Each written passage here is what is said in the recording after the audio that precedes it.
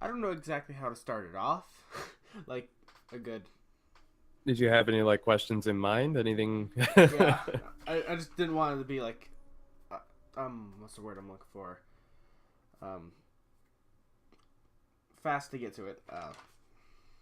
But I don't know. So, what do you want to do, like as you get older? Or I don't know how old you are, so it's like, Oh, I'm actually turning 21 next month. oh, nice. So what's your goals or plans for like a job? Well, I definitely do want to be a professional voice actor. That's for sure. It's I mean, I'm already doing all the online acting now. Hopefully, to get a resume going and a demo reel started, so that better chances to get in there. But that's also why I'm wanting to study acting and drama and script writing, directing in college. So I have all this knowledge and that's in me, so that I can have the actually like when I do get into that field, I know what I'm doing and I know what I'm getting myself into, and I'll have a lot of fun doing it. It's something I've wanted to do since I was a child as well. So it's just that's my major goal, and I'm willing to do whatever I can to achieve that. Nice, man. Yeah, I want to be a voice actor when I get older too. I've been doing it for almost a year, but yeah, it's a good goal. It's definitely a lot of fun. Yeah. What kind of projects have you been a part of? Well, I've been mostly in fan projects. It is a good start. I'm trying to get into more original projects because like I don't want to make a demo reel that's based around fan projects. If I'm gonna make a demo reel, it's gotta be based around the original projects. But to start off with, I've been more active with fan projects in terms of like Dongun Voice, which is an amazing server, an amazing project. They're focused on their Tumblr page. Um, and it's where people give requests to us actors who we are portraying. For example, I voiced Gonta in there, like Gonta Kokohara in V3, and Kyosuke Munakata and Danganronpa 3 anime. So people do comic requests, or they give us requests to do voices of them. Another project that I'm in, that which is currently, we're still waiting for the other actors to get in contact with us. Unfortunately, it's been a wait, but there's a few manga dubs I'm part of, such as the Scott Pilgrim comic dub. I voiced the main character of that. Actually, I voiced Scott Pilgrim. Nice. There is an abridged series of Bakano that's coming out soon, and again, I voiced the main character in there, Firo. Um, the Berserk manga dub I'm also part of. I don't voice the main character there. I voice Corcus in there. And I'm really got excited when I got part of that Berserk dub because I'm a really big fan of Berserk. So I was just, oh god, I'm ecstatic. Here we go. This is it right here. And then there was another manga dub called Goodnight Pun Pun, and this is another one of my most favorite mangas of all time. I got to play as the teacher in that manga dub, and I'm so looking forward to more. Like we only got chapter 1 of that done, but we're working on chapter 2 now. Of course, I got my lines in and everything, and that's really all there is. But yeah, and in terms of original projects, there's actually an animation series that will be on YouTube pretty soon. It's entirely original. Like the whole story is all developed and everything. I can't really give too much details on it. I'm pretty sure a director would not want me to do that. But I voice a really nice character in there, and goodness, I'm really looking forward to it, to when it actually comes out, because they plan to make this animation series as big as Ruby. And I know there's a lot of fans of Ruby out there. Some people don't like it, some people do. But the animation to this, I know, is going to look really solid. I don't think they're going to rely on 3D. I think maybe it's going to be 2D animation. The artwork is phenomenal, though. Like, I'm really loving how this is turning out. But I'll definitely keep people posted on when it is up because I'm excited. Yeah, That's definitely. so far one of the original projects. And there was another project which was for a video game. It was for a dating sim, but it's currently on hold because Patreon is kind of being complicated with them. But the director will get back to me on that. So that's pretty much some projects that I've been in, at least a few. I've been in a whole bunch of them, but we'd be here for a while if I listed them all. Yeah. I just had a question in mind. Go on. Is Berserk any good? I've heard lots about it. Well, that depends if you're okay with certain crazy topics, because Berserk covers a lot of topics that would be deemed uncomfortable for some people. Like, there's just a lot of mature content in it, like intense. Yeah. But it definitely is great. It's like I said, it's my most favorite anime of all time. Not the new one, the 1997 one is my most favorite anime of all time. The manga as well. I'm currently collecting the manga right now. I just got volume 6, but and for some reason I have volume 15, but I'm trying to get them all in order. I heard volume 38 is finally releasing, because at first it was just volume 37 that was out for like months, but volume 38 is finally releasing pretty soon, and I'm excited for that because I've been reading it online, but I would want to collect them like physically. I mean, that's always been my dream, just to collect a whole bunch of books, and Berserk has definitely started me out on that. But yeah, I would heavily recommend Berserk to anyone who is looking for an anime to watch that will keep them at the edge of the seat, with these amazing characters that you will easily fall in love with, and amazing voice acting that is just so realistic that you can feel. The artwork is just so perfect too. Yeah, it's just everything about it is just great. I've always loved Berserk. I've tried recommending it to people. I know some people, they would tell me, I don't know if I like this, because again, the topics get to them, and that's okay. Like, the topics that are listed in Berserk, that it just goes to show that Berserk is definitely not for everyone, and I heavily respect that, because it's a crazy anime. Yeah. But if you are looking to watch it, go for it. Please do.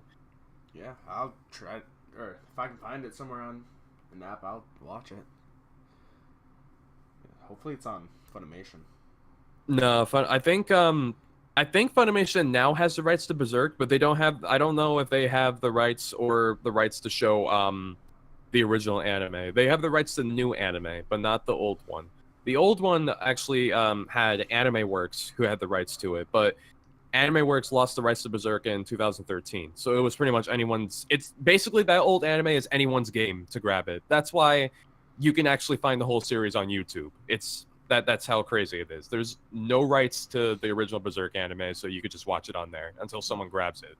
In Australia, though, Madman Entertainment, Madman Entertainment or something like that, Manga Entertainment, I forget the name, but starts with an M, I know for sure. But they still have the rights to the original anime in Australia, and they just recently released a Steelbook Blu-ray of the old anime, and I really want it, but it's not in America. I'm guessing it'd be expensive to ship over too. It's only $80. That's pretty amazing. It's just $80 for the actual thing, and I think it might be a $10-15 to get it shipped over to America. But it's not like I have a Blu-ray player that runs that region B, and like my PlayStation can only do so much because it's region free for video games, but it's not region free for movies and anime. Yeah, I was gonna say, doesn't the PS3 or 4 have Blu-ray? Yeah, they do. They're actual Blu-ray consoles, and same with the Xbox One. It's also Blu-ray. Oh, But yeah, the Xbox One, yeah, it's a Blu-ray player as well. You just have to install something, which is a little ridiculous. But yeah, they're definitely Blu-ray players. Their games are Blu-ray, which is region free. But movies and anime, nope, they're not region free, and I'm sad about that. Otherwise, I would have been gotten anime from across the world. What's your biggest strength? Biggest strength? That's a hard one because I got a lot of those in a sense. I guess it's really just, I guess my personality in a sense. I mean, I'm always said to be a pretty energetic person. I mean, we're talking now, but I'm told that I can be pretty energetic and a really outgoing person.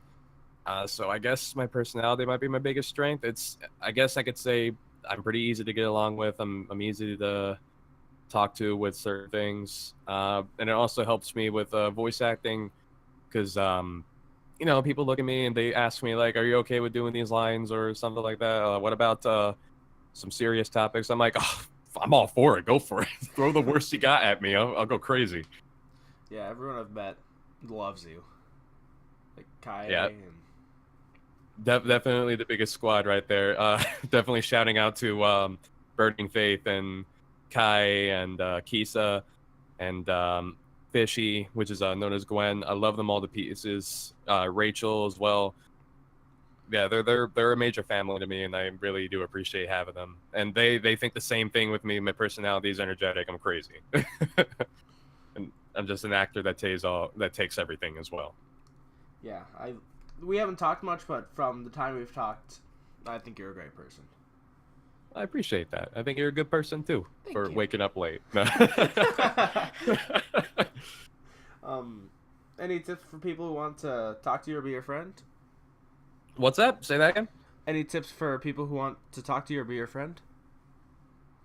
Just send me a message, I guess. I'm open to whoever wants to talk and all that. That's really it. We can play games together. I'm cool with that.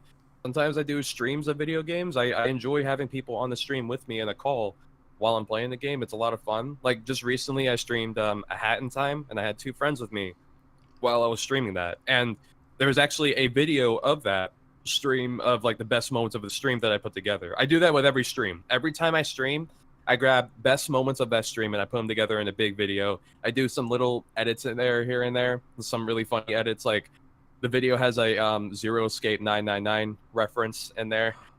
I needed to put that in there because on the stream I was like, oh my god, I need to do that. And I did make it happen. Same thing with another video. I didn't make a Zero Escape in another video. It was Jesus, I might have forgot what that one is. Yeah, I don't even remember my own videos. It's great. But yeah, I really enjoy playing video games with people a lot. So if people want to like play games with me, whether it's Left 4 Dead or Gary's Mod or even Call of Duty, yeah, I'm free to play that. If you think I scream now, just wait till you play games with me. Yeah, I don't know why. I just scream once in a while in games. It's just like, especially Zero Escape. It's frustrating when you can't figure it out. Yeah, Zero Escape frustrated the hell out of me. Especially 999. Oh goodness, 999 frustrated me with the puzzles. The second game got to me. The third game though. Dilemma? Oh my god. Zero Time Dilemma frustrated me to all hell. I haven't beaten it yet. It's so. Oh, you're not ready for the end. When I finally, I actually 100%ed Zero. I 100%ed the whole series. I actually have all the trophies on PlayStation 4 for the entire Zero Escape series. I loved it so much that I wanted to 100% it all, and I'm doing it all over again on PC because I'm just crazy. But God. Yeah, I've gotten a few of the endings in 999. I think I've gotten 3 of them: the knife, submarine, and what's the other one? Axe? I don't think it was the axe ending. Might have been, but I think there are 2 axe endings in the first game. Oh damn. Yeah, Clover is one crazy girl. Yeah. Just put a spoiler warning up. Put a spoiler warning for that. Dude, I'm still sad that Light dies either way. I learned his name because I checked it out. Yeah. I love him as a character so much. I love his voice actor, T. Axelrod or Taliesin Jaff. Yep. He's a wonderful actor. I also learned he's the voice director to the Street Fighter 4 games, and I think 5 as well. But yeah, he's a voice director to those games I discovered, and I'm like, oh, well then. Yeah, he voiced Aizen in Tales of Berseria. He does Dungeons and Dragons with a few of voice actors like Matt Mercer, Sam. Oh, Riegel. so he's part of a Critical Role then, huh? Yeah, Critical Role. Yeah. I still have yet to actually watch Critical Role, but I do admire it a lot. I used to play D&D a lot with my IRL friends, but I stopped for a long time. By D&D, I mean I played this thing called Dungeon World, and Dungeon World was like, it was kind of set in its own universe already, and you just kind of made up your way as it went. I mean, I know Dungeons and Dragons, similar to that, definitely. Probably a little more freedom with that. Not with Dungeon World, but with D&D. But the last time I remember I played at, I made my character a hunter from Bloodborne, and I named him Elsewire, which is funny because Elsewire is I think a continent in the Elder Scrolls series. That's a big coincidence. Was it based off of it, or just a coincidence? Or... Yeah, I based it off of that because I really like the name Elsewire, and it's a wonderful continent. And speaking of Elder Scrolls, I'm hoping that the new Elder Scrolls will probably take place in Elsewire because they have yet to talk about it. I mean, Elder Scrolls 6, there's a lot of ideas that goes by it, and I'm only excited for it because it's been years since we've gotten the new Elder Scrolls. I'm not counting online because for me it seems like online was like Skyrim Online, but because they had the interface and everything, and I was like, well then, this is awkward. Yeah, I've actually never played like the Skyrim games. I play a little bit of Skyrim VR, but I haven't played it.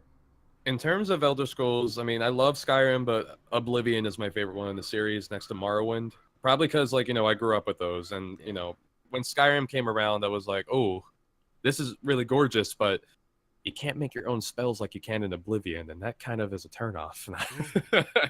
Making your own spells. Yeah, Oblivion, you can actually make your own spells and everything. You can do whatever you want with them. I feel like Oblivion has a little bit more creativity with what you can do as a character and spells and what actions you can do and even dialogue choices compared to what Skyrim has. Oblivion is newer, right, than Skyrim? No, Oblivion would be the predecessor, because Oblivion would be Elder Scrolls 4, and then Skyrim is Elder Scrolls 5, and like I was mentioning Morrowind would be Elder Scrolls 3. And then there were two other ones before that, which aren't as popular, but they were like at least big at its time, because they were made to be played similarly to the Doom series. So, they had like a hand just kind of floating there or whatever. The first one would be like Arena, and then the second one would be Daggerfall. You could still play these games to this day too, because Elder Scrolls has a collection of it on like Amazon. You can probably get it for like $20. And it has the whole series of Elder Scrolls. Like, it has 1 through 5 right there for you. And I think a little bit of online, I'm not sure. But, yeah, you can just get that for $20, and you can experience the first 2 games. Yeah, that sounds good. I want it. I actually get paid today, I think? Yeah, I get paid today. So Oh, there you go. If you're really in for a nice RPG run, then just go for it. I mean, I could recommend you other RPGs out there. I mean, there's another one that I just bought today.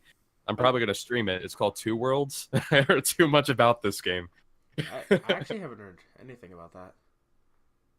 Apparently, Two Worlds is like World of Warcraft, but it's single player only. But it has like really ridiculous voice acting. Like all the characters, they're just like, if you thought the voice acting for the guards and Elder Scrolls was weird, the voice acting to Two Worlds is something else. Oh yeah, I just remembered Zero Time Dilemma. I'm pretty sure I lost my SD card that had that on it, so I think I'm screwed now. Oh. And well, next question. What's your favorite kind of character to voice? Favorite kind of character to voice? Kind of. That's a hard one too, actually, because my voice range goes like crazy. But I think my favorite kind of character to voice would be, I don't want to say the really serious type, because I could easily make my voice that deep the whole time. But there's like not too much yelling. I guess it's more or less the very cinnamon rolly type of character that I love voicing, because then I could just make my voice higher for him if I wanted to. Like, I could just look at him, picture him. Oh wow, he really enjoys that schoolwork. He's a really nice cinnamon roll. I love those kind of characters so much, because their personality can be drawn over the place. And when it comes to people asking me to say certain things as that character that he normally wouldn't say, that's actually why I really love doing Gonta, actually, because Gonta is a very sweet, loving character. And what do I love doing in Gonta's voice? I have people send me these really sinful things, and I say them in Gonta's voice. Yes, I love reading them in Gonta's voice, because it's something he would never say. Have him read the Navy SEALs copy pasta. Yep. Definitely got to do something like that one day. I'd love to see that, since Gonta is best boy to me. Yeah, I love Gonta. He's somebody asked me earlier today who was my favorite V3 character, and I said Gonta. Gonta is definitely my favorite V3 character, for sure. I can get why some people can hate him, but like, how can you hate him that much? Like, nah, I can't hate him. I loved him the second that I saw him. Okay, spoilers for V3 here. Skip to whatever it is. I'll check when I'm posting this. Chapter 4, Hurt My Soul, when Oma just started yelling at Gonta about being stupid. It was like, oh, It hurt Oh, my that soul. shit hurt. That actually hurt me Yeah. when I heard Gonta cry in that chapter. That's what really got me. Like you'd think that yeah, I'd start crying for like the whole trial and everything, and I did. I did tear up a little bit. But the second that I heard Gonta say "okay" in a crying voice, I lost it. I was like, ah. I've become immune. I can't cry to Danganronpa anymore. I thought I couldn't cry to Danganronpa either because I didn't cry in the first game. The second game, I was really sad with Gundam. Spoiler alert for that too, if you haven't played Danganronpa 2. But Gonta in V3, oh my god, that got to me. That really, really got to me, especially since he's my favorite character. I'm like, oh no. Yeah, when I first joined the Danganronpa series, I was lucky and I wasn't spoiled everything, so I actually got to see the deaths and murders, and I gotta say, like, I hate with the first game how they gave Ishimaru character development and then killed him. It's like, why would you do that? That's just the Spike Chunsoft pulling heartstrings. That's all. That's all they know how to do is pull heartstrings. It hurts my soul. And messaging Spike Chunsoft is hilarious. Like, back when Future Arc was out, I texted him, "Who's the traitor?" And they texted back, "Who do you think?" And then it's Yasuhiro with Junko's hair. I think I actually remember something like that on Twitter. They're fantastic. And what's your favorite project that you're working in right now?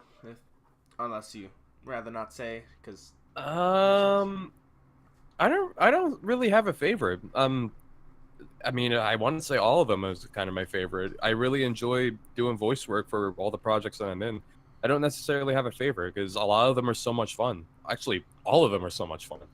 But the one I guess I did have like probably a lot more fun with is probably the Scott Pilgrim one because that one I really opened up to a character voice that I thought I wouldn't do, and there was just a lot of screaming in this volume that I really like doing. There was a lot of Scotty Boy just yelling and screaming and saying a bunch of really stupid things, and he even had a singing part in the volume as well. So I was just, oh wow, I actually did so many things in this recording. Now it's funny because um the director to that Scott Pilgrim project, he messaged me the script, and he was like, "Hey, congratulations on getting cast for Scott. If you could just do these lines in the next month, then that'd be really great." I said, "Okay, no problem." Long story short, 2 hours later, yeah, I got my lines done in 1 hour. I sat in my recording booth for 1 hour doing the lines for Scott Pilgrim because it was the entire volume for all of his lines, and I was like, wow, this is dedication. Yeah, it was serious dedication. I didn't realize I was in there for an hour either. Like I felt my leg go to sleep sometimes, but I didn't realize I was recording for an hour. So when I was doing the editing to get the lines ready and like get certain redos, be like, okay, which one would we like better? Get certain just silence out of the way and whatever random noises and stuff and mess ups as well. Try to get them out of the way. And when the editing was done, it turned into a 14-minute recording. So I was like, okay, I think we're all settled. And I sent it to him, and he was shocked because he was like, oh, I thought this would be in the month, but you got them like in one day. I'm like, yeah, there you go. And he looked through the whole thing, and it's funny that I do this because some people actually have thought that would be a bad idea to do, to get your lines done immediately. To me, I don't really think that's a bad idea. I think it's just really just getting your work out of the way so you don't have to worry about it in the future. And I think it's more or less they're like, okay, but what if you mess up? Like you might have a lot of mess ups like really early on. It's okay to mess up because the director has all rights because they hired you. They have all rights to tell you to redo lines as much as they want. And to be honest, that's one of the reasons why I do my lines so early. I do them early so that if there are any mess ups, I have plenty of time to fix them. Yeah. And lucky enough for me for that Scott Pilgrim project, I had no mess ups in that entire file. So I was already set in stone. And because of that as well, he now wants me to continue being Scott Pilgrim for the entire series. So I got really happy hearing that, because normally he's had the recast for Scott. I think I'm the third recast for Scott, because the other two, I believe, they either bailed or they just stopped showing up or whatever. I don't know the full story on that though, and I really don't want to call them out on that because they're really wonderful people. But yeah, he wants me to stay as Scott Pilgrim for the whole series, and I was like, oh my god, thank you. I really enjoy voicing him. That's good. Yeah. Why am I forgetting? That's all the questions I had. Just trying to think of one more if I can. If you'd like, I could tell you what got me into voice acting in the first place. Yeah, do that. I figured that'd be the first question, but it wasn't. I was actually getting ready for that one. So I got into voice acting at a very young age. I was around like maybe 7 years old when getting into voice acting. But it mainly had to do with the anime I was watching at the time. You see, when I was 5 years old, the first anime I had watched was Yu Yu Hakusho, and to this day, I love Yu Yu Hakusho. It's one of my most favorite animes of all time, next to Berserk and all that. And I really admire the voice acting in there. Like, they sounded so realistic. And you think that, like, that's the least thing that a kid should be worrying about when they're watching a show. They just want to keep watching it and be like, oh, hey, lots of silly stuff is happening. What's that? Blood? Fighting? Nice. But no, I was actually just really, like, admiring the screaming that Kuwabara did. And the actual, like, the tone of their voices. I was like, oh my goodness, this actually sounds good. So 7-year-old me was like, I kind of want to try this. So what I did was I continued to play the video game Metal Gear Solid 2 Sons of Liberty for the PlayStation 2. I played it so many times when I was a kid. Like, so much that I memorized everything that they say. So when I was at that age, I actually wrote down what they were saying for the dialogue and practiced the script over and over again. So at a young age, I was developing a voice range, and that's how I got this far, pretty much. And by that, I mean, I was just practicing different characters I was in that game. Like, 1 second, I was the main character, Raiden. The next, I was Snake. And then I was Solidus. And I'm like, okay, I'm doing 3 different characters. It's on. It's on. And that's pretty much how I developed it. But I practiced that script so much that at some point I actually memorized the Marine Commandant speech, which he actually says for like 7 minutes in the beginning of Metal Gear Solid 2. Like, I actually memorized that whole thing, and I read it out loud and a bunch of kids and everything. And that's some dedication right there. That's real dedication. To this day, I love Metal Gear Solid to death. In terms of video games, next to the Silent Hill series, Metal Gear Solid is my most favorite one. And that brings me to Silent Hill. When I was in middle school, I was still practicing voicing and everything. So you could say I'm self-taught. And that's the ironic thing. I actually didn't take any classes at first for this. Going through high school and middle school, I was in a few plays, like a few school plays. Like the one play I definitely do remember growing up, I was in a play for Aladdin. And it was a school play, of course, but I wasn't the lead role in Aladdin. I was actually a singing guard in Aladdin. So I was just one of the guards that was just singing along in the background. It's fine. The actor they did pick for Aladdin, though, was great, and the actor they picked for Genie, oh my god, I wonder where he is now, because that kid had some talent being Genie, and he was really loved by all. I still wonder where he is now. I can't remember his name, and I really wish I could find him. Who knows? Maybe one day. But that's the only play I remember being in when I was young. And I wasn't in any plays after that, though. And going through high school, I didn't take any acting classes, and I feel like I should have, but I didn't. Instead, I went and took graphic design classes because I thought that's what I wanted to do. Like, on the side, I was self-teaching myself acting and drama, but in school, I was learning graphic design, making logos for companies, and I am happy that I do have that knowledge of my system, because I still know how to do graphic design. I have Photoshop installed and everything. Sometimes I have fun with it. But that's pretty much how I got into acting. It was just, I started at a young age and I kept practicing and self-teaching myself. And I really look forward to learning more about acting in college to achieve my goal in becoming an actor in the future, becoming a future professional actor. And, it's just It's a lot of work and dedication. It is. It really is. And I always tell people, if you want to go for it, do it, because it's so much fun.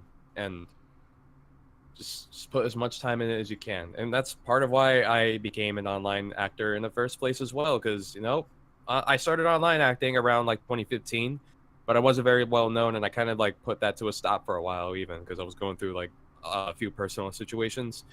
And then around the beginning of 2017 is when I rose up again in voice acting online. And, well, here I am now. I'm now known as Aki Smash VA. And at that time, too, I had a really bad microphone. Like, I had a microphone that was actually a headset mic. And that's normally not where you're supposed to start with voice acting, but I did some tinkering with my headset, and it was just a done deal after that. And at that point, I was already casted to some projects, and then I got this current microphone that I'm using now to talk with you, which is the Audio Technica AT2050. I'm supposed to be upgrading soon, too, though. I'm supposed to be getting an AT4040 pretty soon. And yeah, that microphone, I absolutely love to death. I love this microphone so much. Yeah, I do recommend these microphones. These are really wonderful microphones. Totally not advertiser for them. I love you guys, Audio Technica. Just be like, sponsor me. Sponsor me, Audio Technica. Sponsor my YouTube. Yeah, if I can get sponsored at 21 subs, that'd be great. That would be something. Huh? Yeah, Audio Technica is a great company, and I always recommend their microphones so much. This microphone is really clean and crisp, and it's amazing. I got this microphone at the beginning of this year, though, because I got my tax return, and I was like, it's time to upgrade. And I went and got all this, spent like $500, and here we are. I can't wait to get tax return. It's a beautiful thing. You'll feel like you're rich. For like 2 days. For like 2 days. Yeah, I've got to get a credit card set up so I can order stuff. Oh, yeah, definitely. I mean, there's always PayPal, but hey, credit cards are cool. Yeah, didn't do that. I've got to find some. Apparently, there's like a place with good interest, and I'm gonna try to go for that. So. If you'd like, Amazon has a good selection of microphones. There's really, really nice ones, and there's always the budget microphones that I recommend to the people out there wondering what kind of microphone can I start with if I don't have a budget. Well. Listen to Aki here. Listen to Aki. I'll tell you some advice real quick. So, people do say that the Blue Yeti is a really nice microphone to start with. I agree. The Yeti is a really great microphone. But if you do have just maybe $10 extra cash on you, I'm going to throw in Audio Technica in again, because Audio Technica has a budget microphone called the AT2020. And this is probably, I think, maybe their cheapest one. There might be something a little cheaper than that. But you can get that microphone for either a USB or an XLR. But I always recommend XLR because that's my microphone. My microphone's an XLR type, and those microphones capture your voice easy, depending on which one you get, of course. And then, there's also the other technical stuff, like you got to get an audio interface, a preamp, things like that. It's great. It's great. But I always recommend, like, if you want a good starting out mic, Audio Technica 2020 is a good mic to start with. Or if you want to go with the Yeti, go for the Yeti. I'm not stopping you. There is actually 2 versions of the Yeti as well. Did you know that the Yeti also has an XLR version? You can get one of those. Really? Although that's called the Yeti Pro, I think. And it's, like, I believe $200. So. Oh, damn.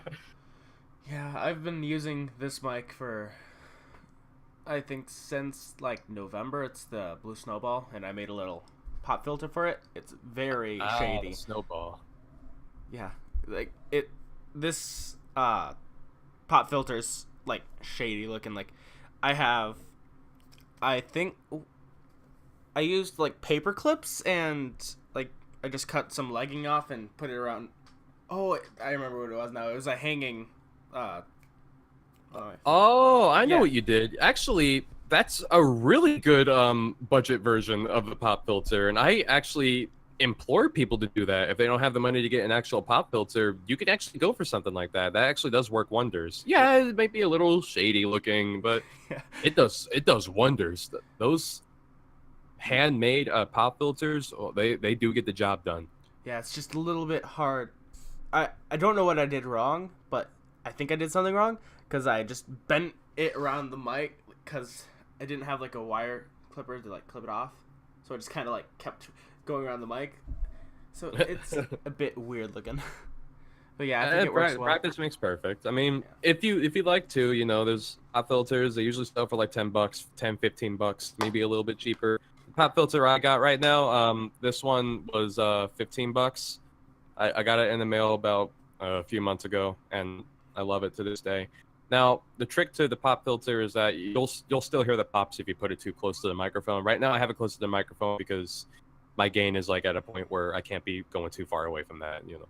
But usually when I do voiceover, I have the pop filter at least 3-4 inches away from the actual microphone itself, so that when I'm actually doing voiceover, you don't hear the yeah. And a good tip for people is do not speak directly into your microphone. Like, go to the side so it doesn't catch the P's. I think it was. Yeah, I can recommend that as well. If you don't have a pop filter or anything like that, or you just have a windshield, I recommend, yeah, you could probably do the side. The only problem I have with that is that it might sound a little blurry, and there are more tricks to that.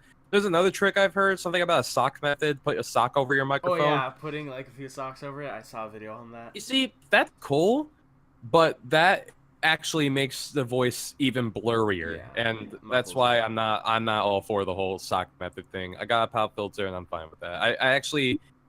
I didn't use socks before I had a pop filter. I actually used my beanie, and that actually did work. It made the voice sound just a little blurry, but I worked with it, and you know, people still wanted a voice anyway, and I guess it worked. Yeah, I started off with a gaming headset also. You see, you get the struggle then. Yeah, because I listened to my auditions like a few weeks ago, like my beginning ones, and it is so bad, and I cringe every time I listen to it. Yeah, I actually thought that my gaming headset worked out too, like to the point where, oh my god, you can barely hear any blurry stuff. But then, as soon as I got this new microphone and I compared the difference in sound, then I could tell the difference. I was like, okay, oh, I understand. Yeah, and plus it was loud, and I forget what it's called. Like when it gets too loud, it like hits that. That would be peaking, I believe. Peaking, yeah, it peaked so much. Yeah, those are embarrassing. Peaks are embarrassing. Yeah. But sometimes peaks can be used to people's advantage for recording. Did you know that in the English dub Pop Team Epic, they actually peaked at a lot of the recordings? And I noticed it clear as day.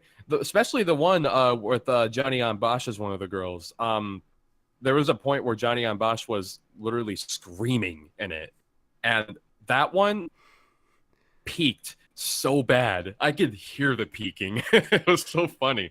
But I feel like they left it there on purpose to make it even funnier. And I agree. That was really funny. That show is a living meme now.